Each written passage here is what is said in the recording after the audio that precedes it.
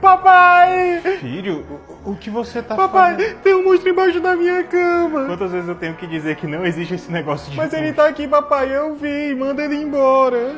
Tá, pois então a gente vai fazer o seguinte. Só por precaução eu vou ali na cozinha pegar uma água benta e vou tentar expulsar qualquer coisa que tenha entrado aqui, tá bom? Tá bom, papai. Aguenta aí. Polícia Militar, como eu posso ajudar? Sim, vocês precisam vir pra cá imediatamente. Tem alguma coisa aqui no quarto do meu filho se passando por ele. Eu não sei. Calma, senhor. Eu não tô entendendo. Tem alguém na sua casa? Isso. E é igualzinho meu filho, mas isso é impossível, não pode. E como é que o senhor tem tanta certeza que não é seu filho? Porque eu deixei ele hoje na casa da mãe dele, que fica em outro município. Não tem como, isso é impossível. Ele tá aqui no quarto se passando pelo meu filho, dizendo que tem Senhor? Senhor? Tá me ouvindo? Senhor?